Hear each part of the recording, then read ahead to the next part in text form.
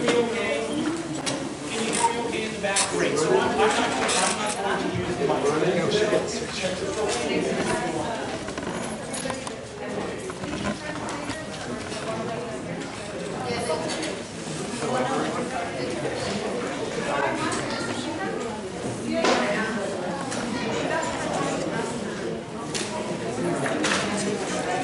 Actually, she will, because she's supposed to. Yeah.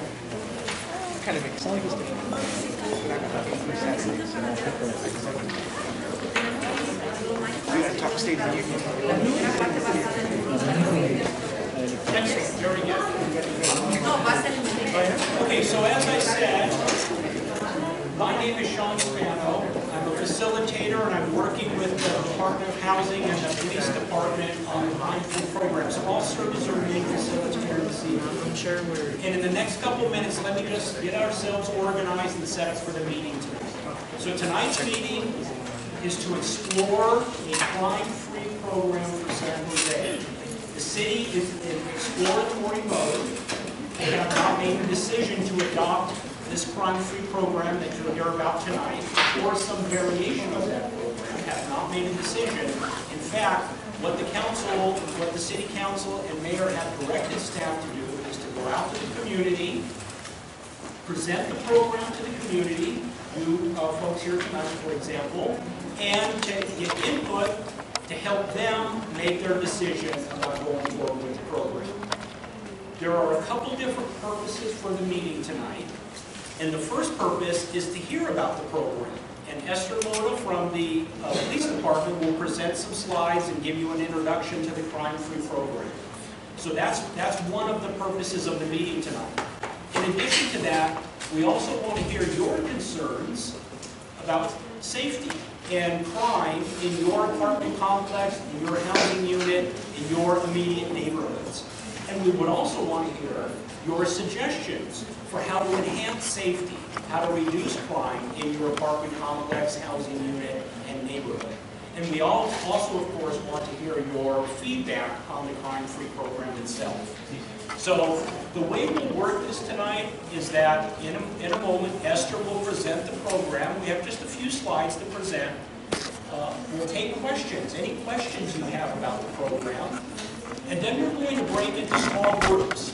And we'll have a Spanish-speaking group, and that group will be here. We'll have an English-speaking group, and that group will be here. And if there's any need for a Vietnamese language-speaking group, we'll have that Vietnamese group as well. And in those small groups will be an opportunity for you to share, talk about your concerns, your suggestions, and we really do want to hear what you think about the program and whether you think it's valuable, not valuable, somewhere in between. We're very anxious to hear your views and perspectives on this.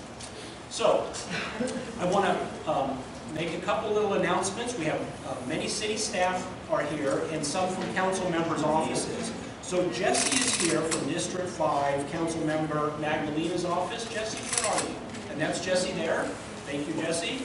Joanna is here, and she is from Wynn's office, District 7. Welcome, Joanna. And Jose, where's Jose? From the mayor's office, from Mayor Licardo's office, is here this evening.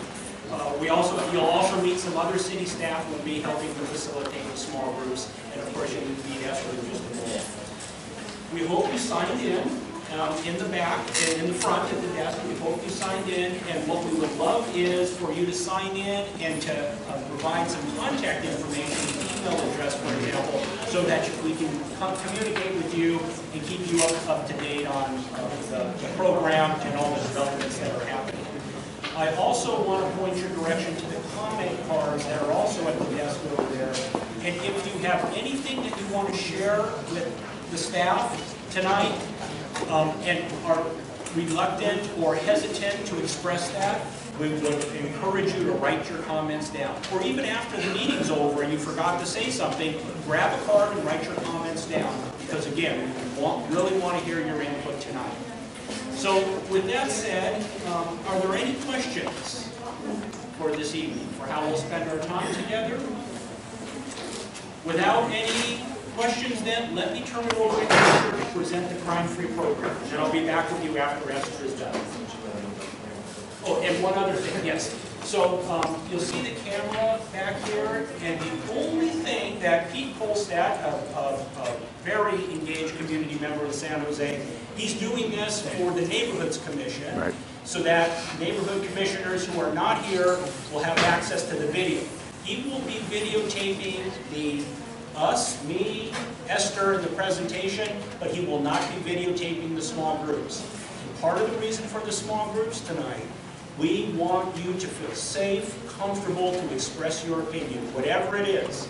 And so that's part of the reason for being in the small groups, and that's one of the reasons why we won't be recording the small groups, because we want to provide as safe an environment as possible. So, without any other questions, let me turn it over to Esther to walk you through the presentation. Oh, was there a question?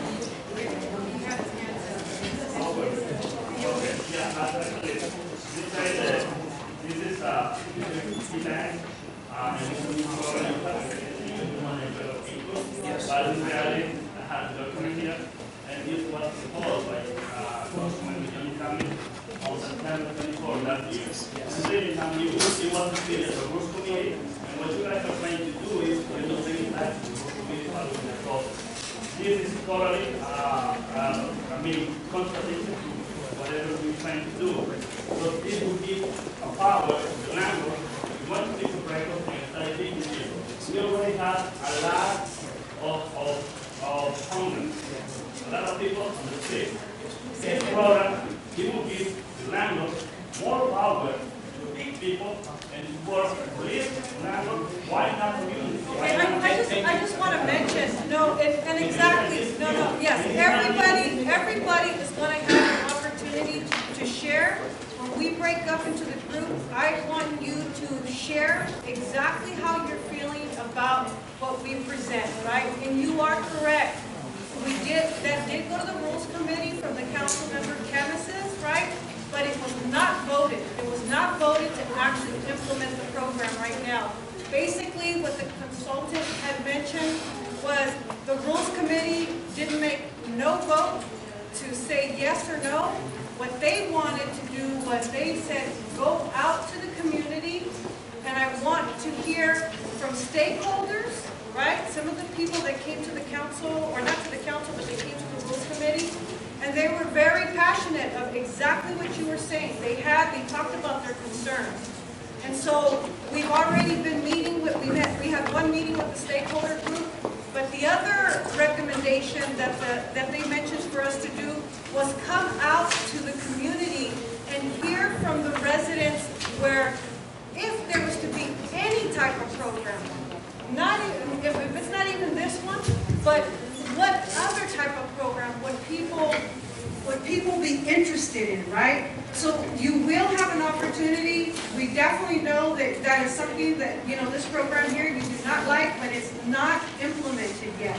So you will all have an opportunity to tell us, okay, we don't like this, or some of you here might say, we like it, right? I mean, again, I'm being objective tonight. I'm just going to let you know, again, what is this program about? It's a crime prevention program that, again, with the city, but then when we break up into the small groups, you will have an opportunity to tell us, right? What do you like? What don't you like? Or what does San Jose mean?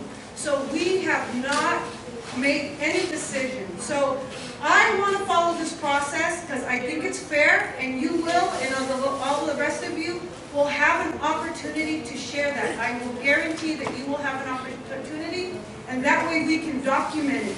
Because the other part too is whatever is stated here, we will document it, and that's what the Rules Committee will get.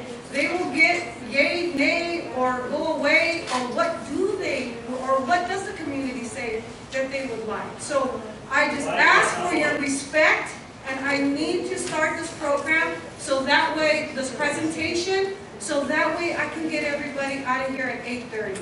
And again, that's what I'm not going to answer questions right now, but there will be a chance, I promise you. Let me get through this 10 minutes just to tell people, because some people don't know, right? Out of respect, let me just tell the people who don't know about it.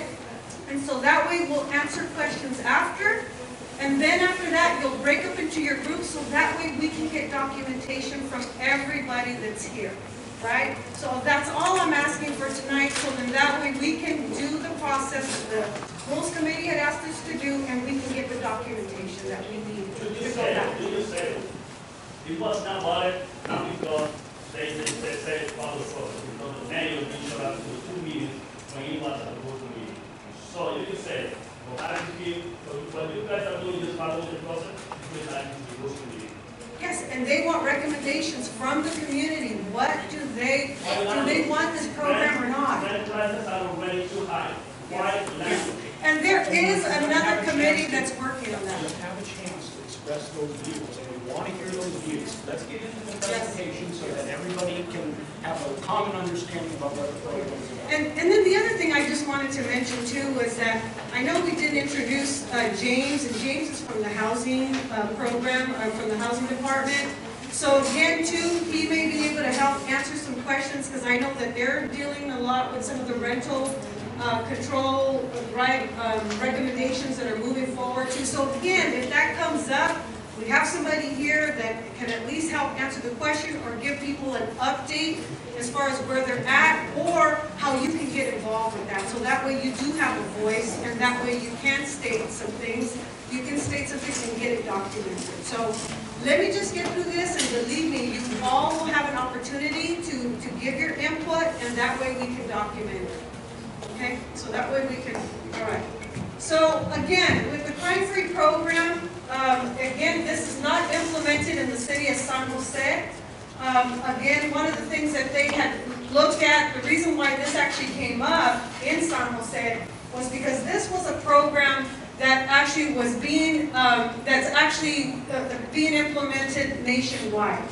We do have some neighboring cities that actually have this program, and so that's how it came to the city of San Jose's attention, right? So, can you help me do that, because I'm not very coordinated with that. So again, one of the things, the way that the other cities have implemented this program is that this is a partnership, and it's a partnership that is with the police department, and actually with the property owners and the managers, and it's also a partnership with the tenants. And I need to slow down because I know she's translating, so sorry.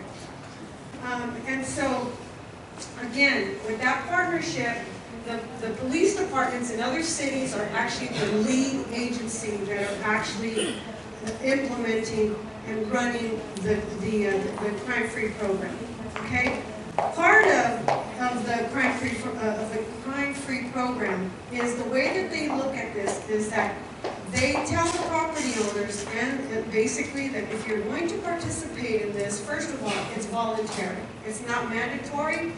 Some cities and other states actually have an ordinance, right? Like I think you're going to find like Las Vegas actually has an ordinance where basically they tell people that if you own like 3 or more properties, you basically have to do the crime-free program. But again, that's not here in California, but that's in Las Vegas. So part of it is a voluntary program where, you know, again, they can choose to or not. Again, part of this is the 3-phase approach. The way they look at this is this is the educational approach here that they do is when they're working with, again, with the owners and the property owners and with the residents. So what they do is the first phase, they'll have an 8-hour training. They invite all the property, again, the property owner, it would be the managers, and it would be anybody that works for that particular, whether it's an apartment complex or whether it's a fourplex. Again, they actually make it mandatory that they attend this 8-hour training. I'll talk a little bit more about what's in that training in the next slide. Phase 2, phase 2, basically they say that if you're going to participate, they actually have them, there's actually a crime prevention through environmental design, and that is actually, they will have somebody from the police department come out to the complex, and they'll actually do a thorough physical assessment, and I'll show you a little bit about what more does that include. And then the phase 3 is the resident engagement, And that is the opportunity to invite all the residents that are there. And again, I'll go into more detail in the slides that are coming up. Next one.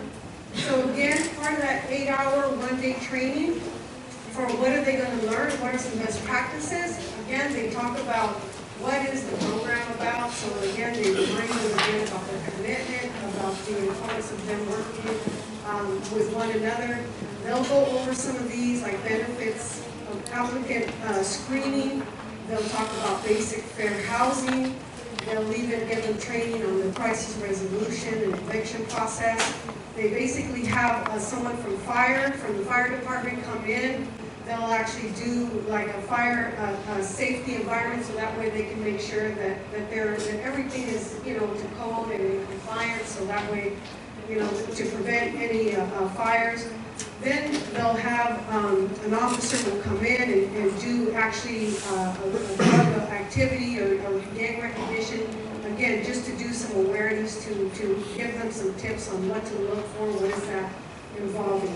And then again, the other one would be, they'll talk a little bit about understanding the criminal background checks. And so those are some of the components that they will talk about in that 8-hour training. The second one, like I mentioned, is a phase 2, which is the SEP 10, again, the crime prevention, the environmental design.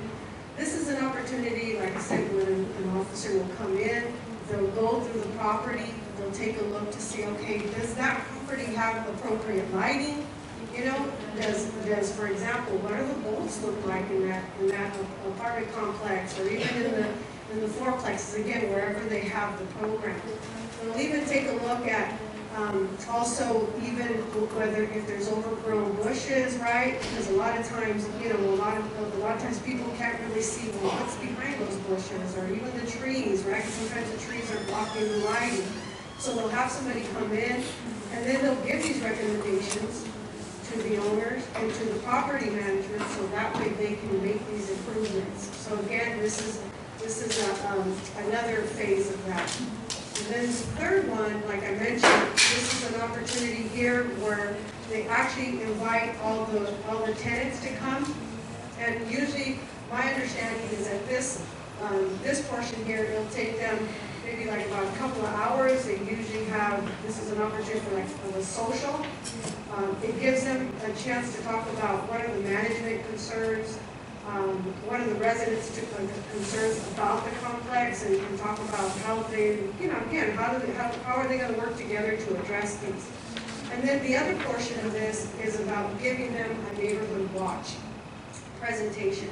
So I don't know whether if any of you have ever had a neighborhood watch in your neighborhood or not, but during that time, again, they talk about some of the safeties, like personal safety, just making sure that, again, you know, that you're, how to protect your property, whether if it's even in the car, right? That you're not leaving things in the car. So they're giving them different tips.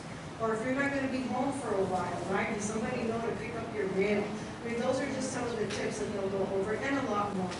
And even using 911, being proactive by getting to know your neighbors, and then also talking about the resources. So this is also a component. Now, the other component, and this is the part that it is, I mean, I'm not going to stand here, and this is why most of you might even be here already tonight, right? This is that crime-free lease addendum. The other portion of this program, though, is that, again, it is voluntary, and not only do they have to do the trainings, but in the other cities, what they're also telling them is that every resident has to have a lease. Okay, so first of all, they have to have a lease. The second item is that then this becomes attaches to that lease. So this is that lease addendum that is included in there. And so in that, again, they talk about that the addendum is a civic, it's a civic document, right? And so it's actually between the landlord and the tenant. And prior to anybody moving into that apartment complex or whoever, or again, where they have that, is that the tenants actually know about that. And so they have to agree to sign this as well as the lease.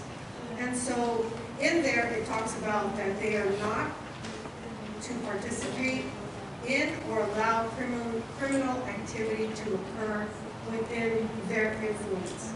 Now, the other piece of that lease addendum as well is that they also mention, and again with this specific program, this is different. This is where the police department, again, because it is a police department run program, when the police have, in the other cities, they actually share information. So, and what they share is if anybody in their complex has engaged in any criminal activity, and I bolded these right here, the ones that are bolded, that again, if they do drug-related criminal activity, prostitution, criminal street gang activity, assault and battery, discharge of firearms, and sexual offenses, if anybody does that, that lives in that apartment complex or the rental complex, then the police will let the property owners and the managers know. And because they have signed this crime-free lease addendum, what will happen is if they violate it, it's going to be a good cause for immediate termination of the tenant, and at the same time too, basically it's their entire household, so whoever lives there with them. So whether, again, it's going to be the person who lives there, which is whoever his name is on the lease, and anybody that lives there would be basically terminated. Termination, sorry. And, I'm sorry, let me just finish this one. And proof of violation shall not require a criminal conviction, because my understanding, what I've been learning about this, is since this is civic, right, I guess it doesn't comply with the criminal. So they're two different elements. So again, like I mentioned, I didn't want to hold anything there, but again, this is this portion, and actually this comes back to now the Q&A. So yes. So if they engage in criminal activity and it's not at the property, the property manager will still notify? If yes, what basically the way that the crime-free, actually when you look at the addendum, it says on. It started off as saying on or off, but then I heard that the founder turned it in their board, said on or near. So if it's on or near, then yes, that is what they're looking. And the person that has to enforce the eviction is would be the owners and the managers. Yes. But for example, so say again, because I know I've had this question asked. Say if somebody was to have committed a criminal activity that's not part of the ones that are bolded, then the police department does not share. Like for example, if somebody was to have, like for example, say if somebody say if there was a domestic violence, incident that occurred, one of the things is it would not be the victim that would be evicted, right? Because there's rights to that already, right? So there's rights to that, yeah. So again, it's going to depend on what, so again, with these, the ones that are bolded, that's what would be shared, right? But if somebody had gotten caught for domestic violence, it's that kind of stuff, we cannot share that information. Even, or even somebody that is a victim, we cannot share that. And I know that that's a legal issue.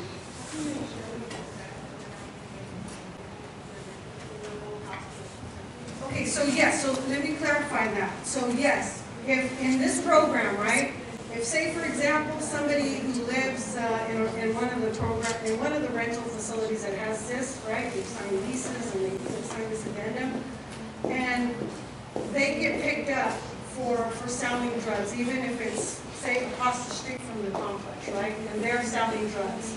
So we look at this, that would fall under. Again, that would fall under the drug-related criminal activity, right? So even if they're, if they're selling, right, or they're making it on the apartment complex, or even if they're holding drugs for somebody and they get caught doing that, then that's the kind of information that the police department, again, in these other cities, they share that with the property owners, and then the property owners will then move forward and evict them. And you're right, anybody that lives in that household will be evicted. Including the victim of domestic violence. No, because that is not, Battery, right up there. but those are If you got protected. assault and battery. No, I hear you, but those are protected classes though, and even in the police department, Why they not? cannot do that. Why not? So let's go into questions. Why they can evict other people and they need a law to be criminal? You know, Why they and- can evict regular people? yeah. Why they can evict regular people for no reason and they need a law to be criminal? Okay. All right. Okay, so let's just take the question from, I'll go to Karen. So let me answer his question, because he asked a question about why do we need one more time? One landlord are evicting right now a lot of people in order to increase the rent. But why do they need a law to evict more people? Okay. Again, Why can't you evict the regular people and not the criminals? so again, with this lease addendum, again, this is a law. There's like a criminal law, and then there's a civil law. This right here falls under a civil law. And so my understanding is that even landlords, right, who actually have property, they can actually, because a lease is a civil, it falls under civil, that they actually have the right to, to evict people. The only thing with this one here is that for the crime-free, it just spells out more that if you do these criminal activities, then, then basically you're evicted, right? Especially. Well, yes, You get arrested. yes, yeah, you would be arrested if you do a criminal You activity. get arrested. Right? And then if you finish your sentence, why you finish again? Or you finish the family? Yeah, and that's true. So if somebody lives in that apartment complex, like again in other cities, so somebody gets arrested for one of these here, and we end up sharing that with them, you are right. That whole entire family gets evicted, and that person can no longer come back. You're right.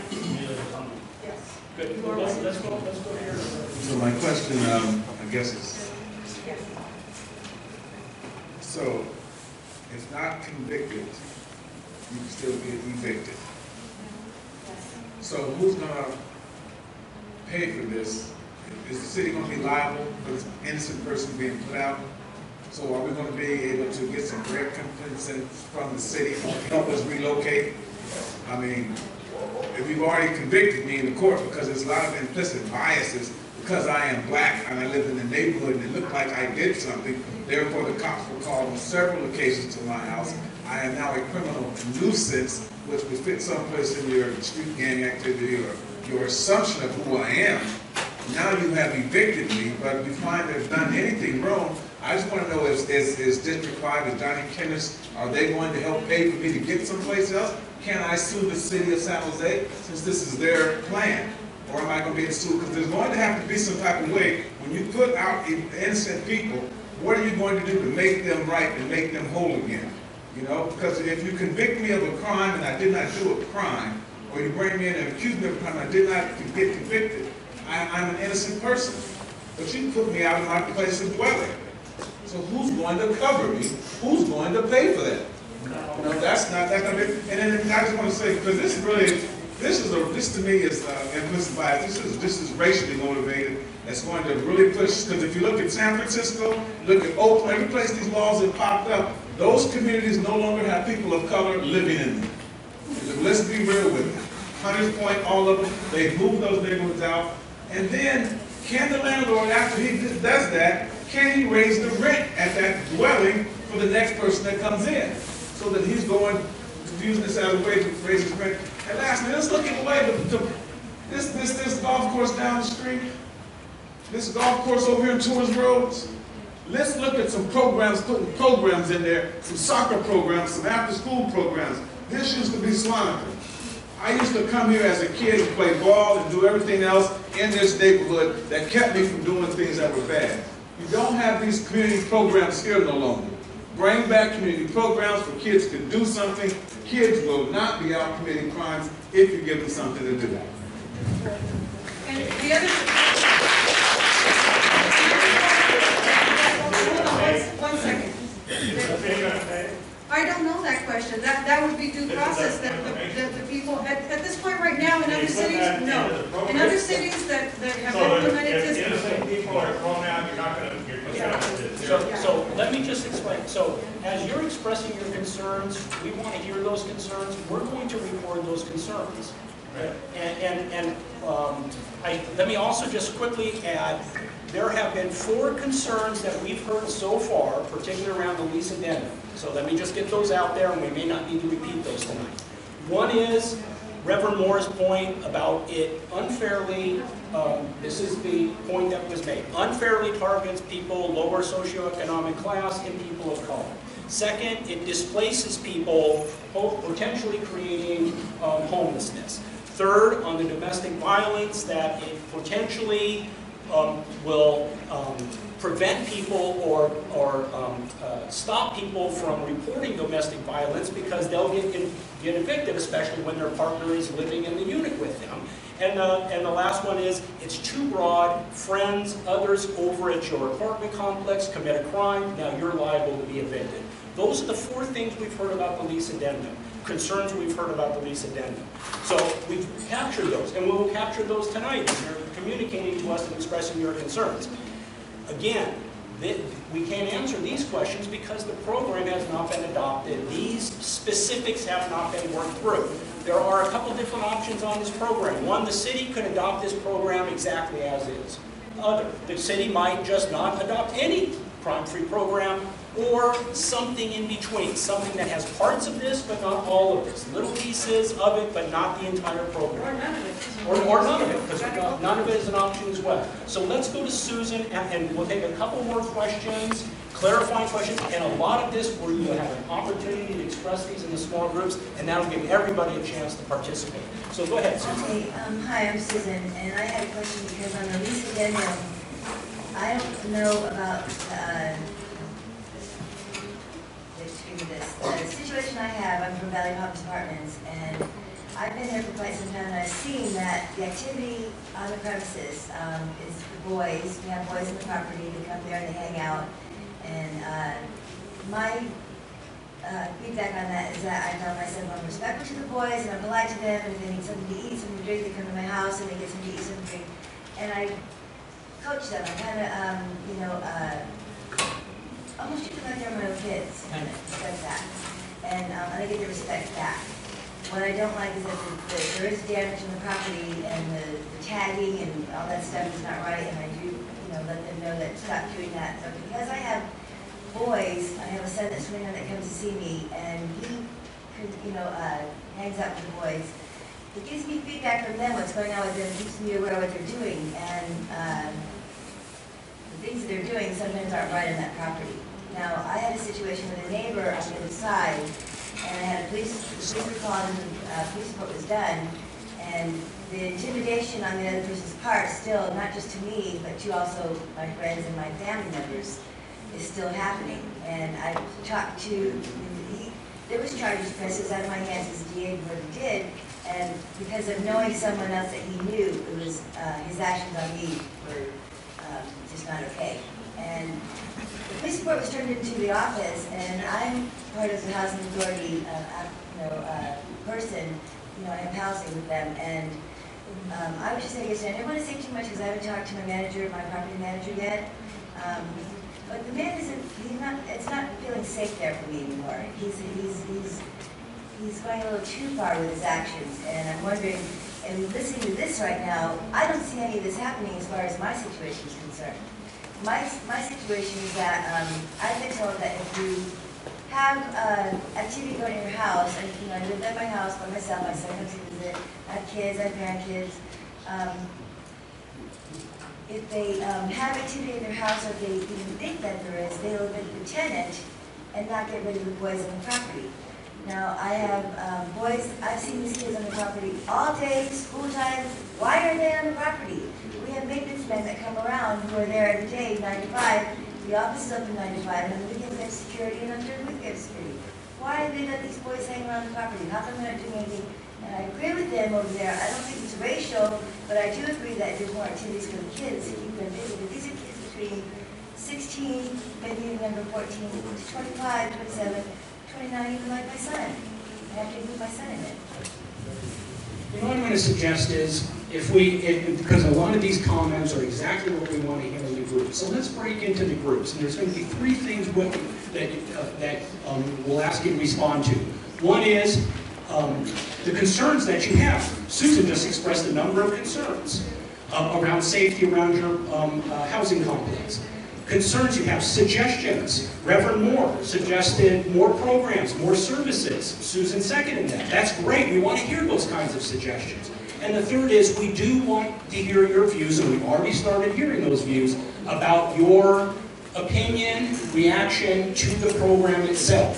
Thumbs up, thumbs down, thumbs sideways, something along those lines. And we've already started hearing that. So let's continue that conversation, and if we get into the small groups, let's give everybody a chance to talk, because we've got a great turnout tonight and everybody has something to offer. We want to hear from everybody. Over here we have the Spanish-speaking group. So come on over. We've got our facilitators and reporters will take care of you. And over here we have an English-speaking group. And can I have Minnie or Mimi after the Vietnamese? Ở đây các anh cần thông dịch tiếng Việt có hay không? So we'll work with these 2 groups. So over here on Spanish speaking, and then over here on English speaking.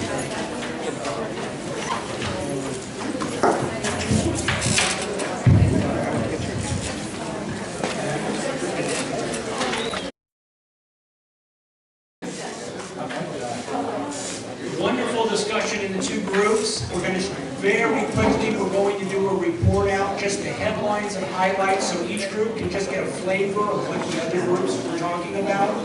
So let's start here. Sandra? Okay, so I want to report back on the Spanish group.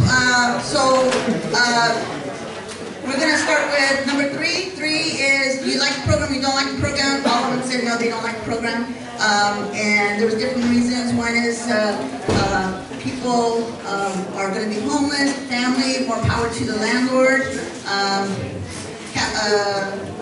penalize people after they go to jail, and then they also get permanent record of eviction after they get kicked out of their homes or their apartments.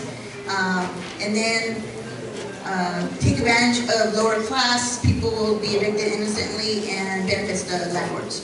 So on the crime itself, there's dumping, the lighting situation, the tree situation. Thank you. The car burglaries, the dumping, people doing drugs, alcohol, carports, and also on the streets.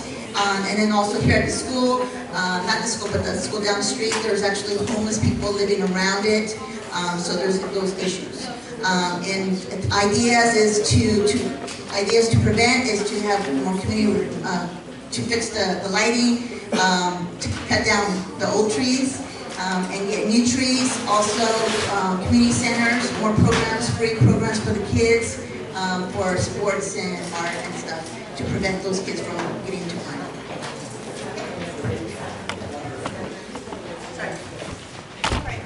Okay, so our group here, not everyone in the group disagrees with the program. Some say that it may help, but some also said that it may, it's going to hurt more people than help. And then also that the wording on what was shown tonight is very broad, so it needs to be more specific on what is going to be done if there is an arrest near or around. And then also another concern was who, let's say the landlord or the property manager is arrested, who is going to process their arrest or their situation, how is that going to be handled? And then also for some of the concerns in the property, Some of them that were brought up were repairs to enhance good lighting to deter the crime in the areas that are, especially the hallways that are dark in the area. And then two things that came up also that were important, having cultural education to educate people on the different cultures that are here in San Jose, and also have events so we can have the community get together and get to know each other, and then have them also be aware of crime prevention tips so they know and they're not, they know who to call if they see suspicious activity, and for them not to be afraid to call the police if they do that. So that's going to help. So that was one of the focus on crime prevention. And then also a concern should be based on conviction and not arrest, which was brought up on the slideshow. That's, again, wording too broad, so they want to know about that. And then also need more cops or officers monitoring gang activity in the properties as well. And gang awareness. Well, that was great, and the input that you provided tonight is really wonderful and valuable. So we will move towards wrapping up the meeting now. I want to remind you about the comment cards. If you have any other comments, please, the cards are on the table. Please fill that out. I also want to direct your attention on the comment card. There's a website address that's going to have all the documents associated with this program, including the notes from tonight's meeting. There was a community meeting last night. Those notes will be posted, as well as stakeholder meeting notes. And I know Omar had a document, a memo for the Rules Committee, and so those kinds of documents will be uploaded there as well. So this is the second of 4 community meetings. There will be the third meeting will be next Thursday, January 14th. At the Emmanuel Lutheran Church on Moore Park, and then the final community meeting is January 19th at the McKinley Community Center here in San Jose. And then the stakeholder group will be have meetings on January 21st and January 28th. That will take care of collecting community input, and then at that point then staff will put together a report and staff will be making recommendations to City Council. Thank you very much for coming tonight. Thank you very much for your participation, and please stay engaged as this program and this project moves forward. Have a great evening. Thank you.